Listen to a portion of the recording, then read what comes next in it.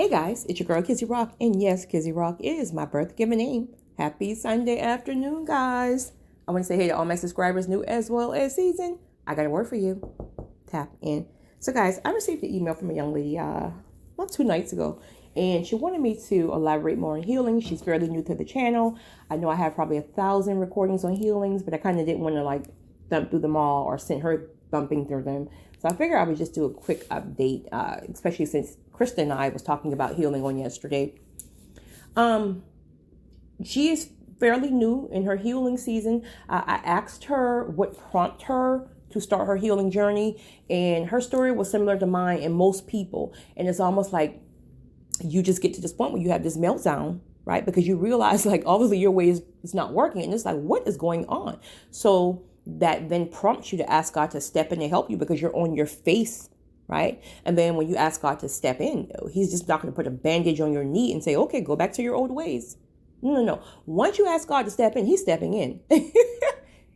He's stepping in. So you get your knee pads, get your edge growth oil, get your seatbelt, and buckle up, honey, because you're going for the ride of your life. Right? Okay. So she knows about the doubt. She's the chosen one. Again, guys, chosen is a broad word. Get in where you fit in. There is no one group of people that's better than the others. You're the chosen one. You're not the chosen one. You're chosen. You're not chosen. Honey, please just get in where you fit in. You can be chosen to do whatever you want to do. You're chosen to be a mother. You're chosen to be the manager at the Dollar Tree over all the staff. You're chosen. Please plug it in the way you want to plug it in and stop taking every little thing so serious. That's trauma triggers when you were rejected before in your past. To me, everybody's chosen. Everybody just doesn't answer the call, but whatever. Okay, back on topic, Kizzy. So, once you ask God to step in, my chosen ones, here's another thing we don't realize, right? A lot of the times, the chosen one, you will always feel the nudge and the conviction to do the opposite of what most people in the family is doing, right? And not to say there aren't other chosen people in the family, but for the path you're on, it's almost like, let's say, for example, everyone in the family have 25 children but never got married, right? Everyone in the family have 9 baby daddies and never got married, separate guys. Everyone in the family never got past working at fast food restaurants. No knock or disrespect. I'm trying to make a point here. No one ever got married for the correct reason. They got married because of age, because of pressure, because of finances, because of children, etc. Right? So whatever your family norm is, and you just know that it's not the route you're going, there's a good chance you've always felt that way. There's a good chance that even when you saw it all of your life, you kind of had this thing in the back of your head, like, I'm not doing it that way. I am not, this ain't the business. I'm not do you have a great time, but I'm not doing it that way. If I have to get married when I'm 90, I'm going to make sure I get married for the correct reason, right? If I have to have children later on, I'm not speaking for myself, I'm speaking in general. If I have to have children later on in life because I refuse to have children before anybody in the family has healed, and now I'm bringing them into unhealed family that's full of toxic craziness, right? If I'm struggling with my mental health, why would I jeopardize bringing my child into this nonsense? So no, I'm going to make a decision to heal first, because the cycle stops here. Point blank, period. So this is why I always emphasize and stress that the chosen one have to be so planted in their confidence and their self-esteem and their mindset and their thinking, because again, you're going against the grain. Most people are going to do things because society says it's the way to do it, even though the majority of society is unhappy. So when you make that decision for yourself, you have to be okay with that. How do you know you're okay with it? Because when someone brings it to your attention, you're okay with it. You're planted. It's not going to even trigger or bother you. If it triggers you, if someone comes to you and say, hey, okay, you're 35. Why haven't you had children yet? If you feel that trigger, like it's bothering you, you're not as planted in your belief mindset as you need to be. It needs to be strictly, listen, I made a decision. I'm going to heal first. Point blank period. Now you go on with your life, whatever you got going up over there, right? Because I know y'all not happy up over there. So work, you do your thing over here. I'm good up over here, right? Okay. So it needs to be that planted. So if someone comment can trigger you about something, you're not planted. Take someone, and I actually know this situation personally. Take someone where everyone in the family went to college, right?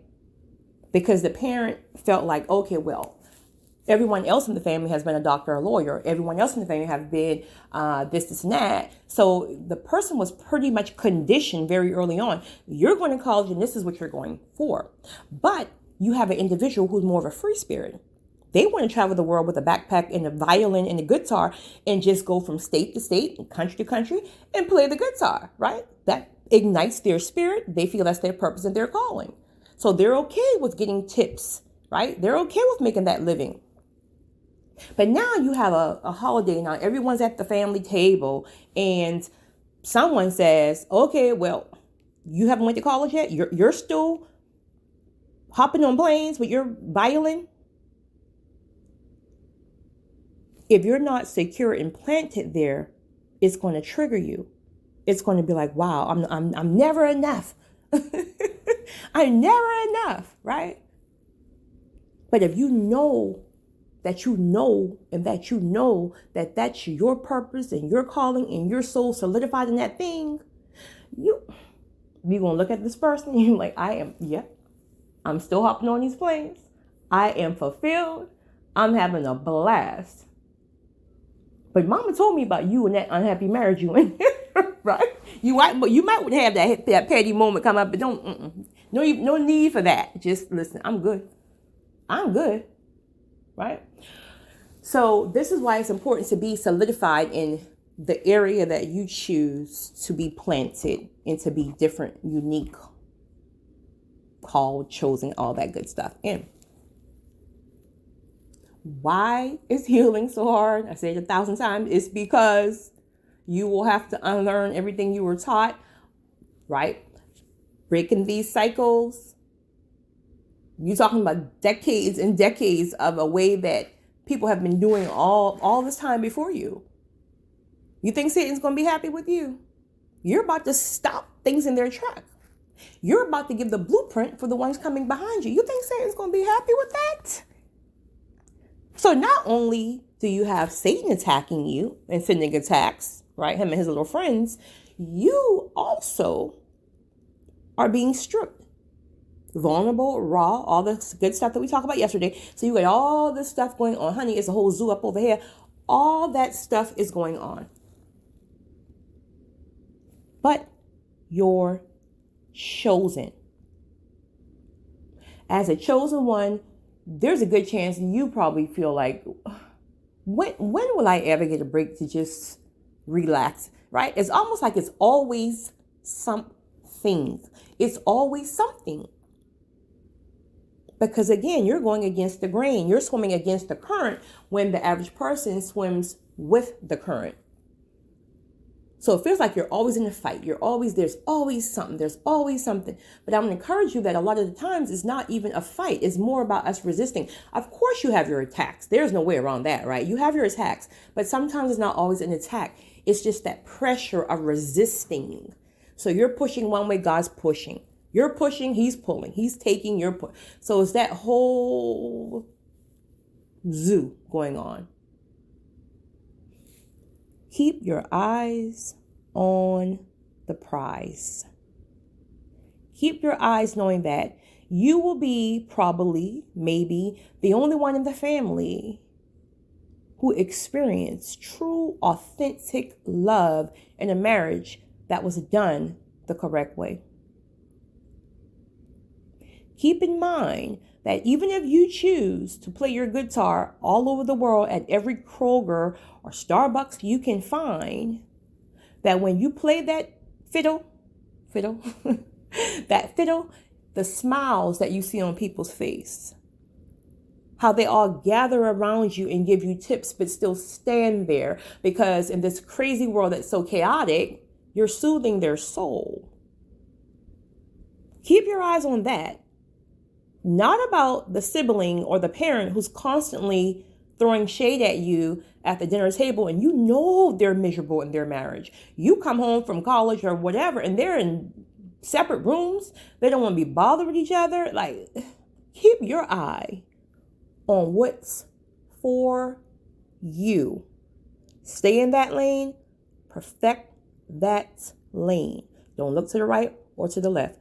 Keep your eye on the prize, because when you finally make it, you're going to be an example for every single person who couldn't understand it. And when they see the blessings in the fruit that comes with the life you chose for being aligned in your purpose and your calling, when they see that, right, they're going to want that as well. They just didn't know it exists. You created that for them and for the ones coming behind you. Ultimately for yourself and, of course, your purpose and your calling. It's just, I don't know. I think that's probably one of the, and I guess I get it. That's probably one of the things that I when I talk to people the most, that they have a difficult time really just being okay with their uniqueness, right? The ability to be able to go against the grain regardless of what society says. And I guess because, I don't know, I guess it's programming from all the years of what, society says, TV says, music says. But you're chosen. You're a leader. You don't do what people, you do what you want to do. Well, first and foremost, what God wants you to do, right? But you don't follow the masses. Look at the masses. Mental health is at an all-time high, right? Not saying that's the only way, So let me just watch that. That's not the only way. I'm just saying anxiety, stress, things like that. Not clinical depression, but depression. The divorce rate is what? People are now forced to sit in the house with people that they've been married to all these years. And now because they don't work, or when we were quarantined, they're now really realizing they were never in love. They're married for the wrong reasons. They thought they were in love. They thought they knew this person. But now because you're in each other's face 24/7, you know good and well that is not the person God had ordained for you. So why would you want to follow the masses? The masses is screwed up. Being chosen is a leadership mindset. You don't care what other people are doing. You don't even care what they think.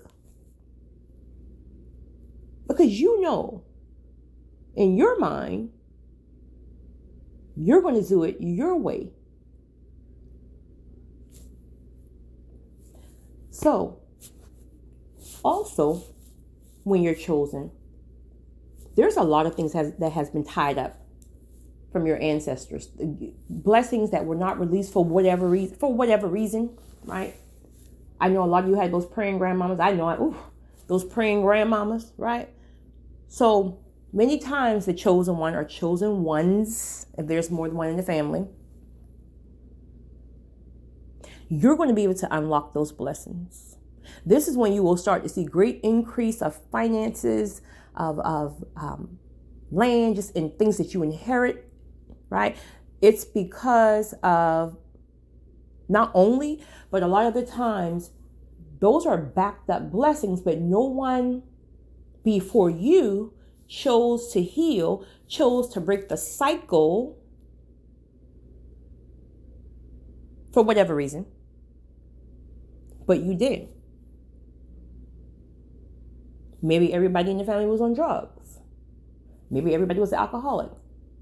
Maybe everyone was overweight.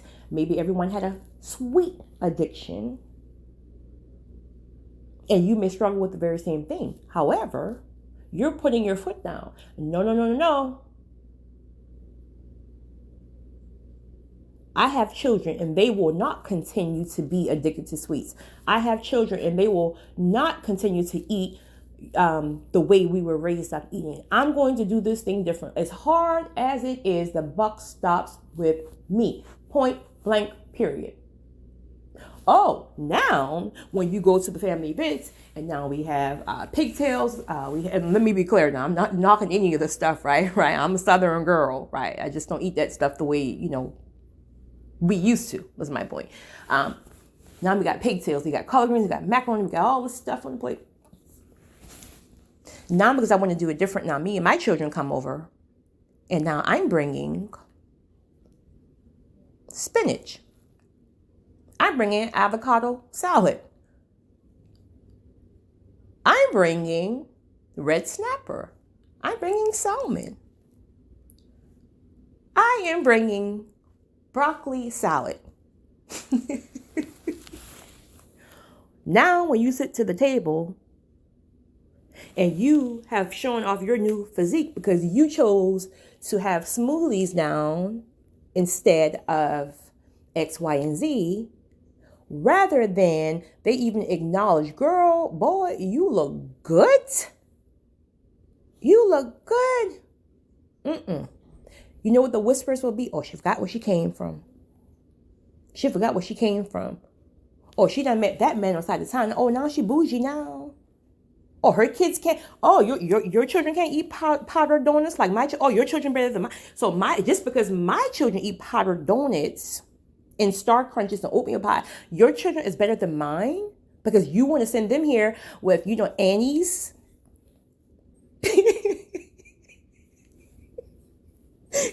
People are petty like that. And I know you guys got some of those people in your lives. People are petty. But now when you sit there and you're feeling all healthy and you're not going to the doctor every 5 minutes because you have high blood pressure, why are you sitting there letting them trigger you and you feel like, maybe I did forget where I came from. I just can't please anybody. I'm just going to go back to eating, pigtails. So I can just fit in. Okay. And guess what? Going back to eating your pigtails and whatever else you got going on, your cheese puffs. And guess what? When you get right back to that unhealthy place, they're not going to even recognize, oh, great job. You came back to us. They're not going to tell you you're fat. People are crazy. I'm telling you. People will focus on you, your flaws, whatever you got going on, what you ain't doing, what you're doing, and never focus on themselves. You got to get to a place where when someone comes to you and say something, listen, don't come up over here. Don't come up over here. Stay in your lane. Because if you say one thing to me, I'm going to give you 15 on you. Stay in your lane. You got to be that planted. For real. People won't bother you when they know you're secure. I don't have people coming to ask me craziness. Kenzie, why don't you have children yet? Because I don't want any. Period. I can very well have them. Respect to those of you who cannot. I don't want any. At least not now. I don't know. Period. Now you can go back to your 15 who drive you crazy. And then you're calling me telling me that the children are running you crazy. But you're telling me I need to have. Okay. I'm going to get up over here. Okay. Planted. No question. No trigger. Just leave me alone. Can't trigger me. I'm good. You're not. So now, well, we can go on and on about that. I was going to say something that would take it to a whole nother conversation, but let's stick to healing. So anyway, sis, once you go through your process, and again, please understand, I think you said you're 28. You've been doing this thing for 28 years. I mean, of course, excluding when you were a baby, but you get my point. Please be gentle with yourself. I think you said you're 4 or 5 months in. Please be gentle with yourself. Please understand that it's a process. Please understand you're not going to get it right all the time. Please understand you're going to get frustrated with God. Please understand you're going to get frustrated with yourself. Please understand you will feel lost, confused, raw, vulnerable, broken. But please understand that's a part of the process. And it gets easier. Never easy, but it does get more easy, especially when you choose to submit rather than control the narrative. When you're able to receive and know that you deserve, you will start to see fruit. You will start to recognize the power. Speaking of power, Chris and I was talking about that, not in the recording, but I think a lot of the times we don't even recognize the power that we have. Of course, we ain't God, right? Some people feel like, oh, because I have God's power, I'm God. Honey, you are not God. Well, if that's what you believe, do your thing. But the power that we can possess when we are properly aligned and we're properly healed, boom, power. Krista said that in the recording, actually, if you remember, I think when it first started, and she was saying that she feels my power, she feels my energy, she feels my strength.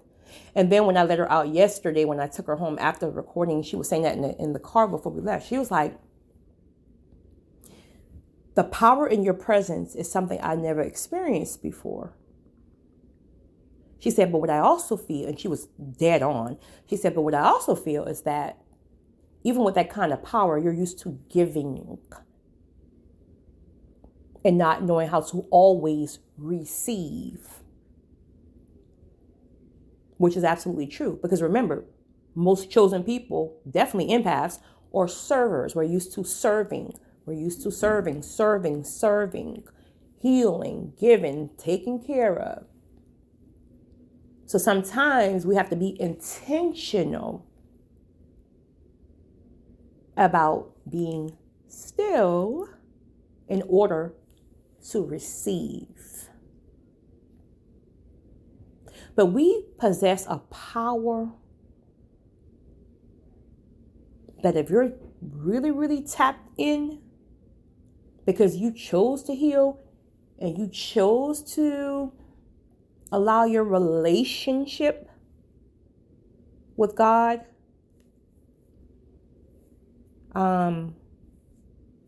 you allow your relationship with God to, what's the word I'm looking for? I don't even know. But the power that you will possess will blow your mind. You can walk into a room and don't say anything, and people feel your power. Boom, power. When they touch you, when they shake your hand, it's almost like they want to jump back because that power is so potent. But we got to go through some things, and a lot of people are afraid to go through. And listen, I don't care what people make things, try to seem things this and everything's so easy and everything so, this walk with God is so, honey, it's the hardest thing in the world. It's the hardest thing in the world. But your rewards are great. So keep pushing along, sis. You're going to have a lot of distractions, a lot of delays. One important tip: when those delays happen, please don't give up. The majority do because they feel like it's not going anywhere. Versus, okay, wait a minute, I'm stuck and stagnant right now for a season and for a reason. What's the reason? Let me find out this reason why I'm stuck. Who haven't I removed who God has told me to remove, including some toxic family? Who haven't I forgiven? That father who wasn't here, right? That brother who slept with my girlfriend, right? That sister who told my husband I cheated. That best friend who rent I paid and she went back and talked about me behind my back. Why am I stuck right here? Am I getting ahead of you, God? Am I lagging behind you, God? Why am I stuck? So sit there until you figure out why you're stuck. Don't go back. Don't go back. It is literally a maze. It is literally a hiking journey. You climb, you get stuck. You climb, there's a delay, and you feel like God just left you. He'll come back and boom, boom, boom. You're up 3 notches. You're stuck again. It is literally a hiking journey. But then you finally get to a place where you're not at the the top of the mountain, but you're high enough that you can turn around and see the beautiful view. And then you can sigh. This was all worth it. It's your girl, Kizzy Rock.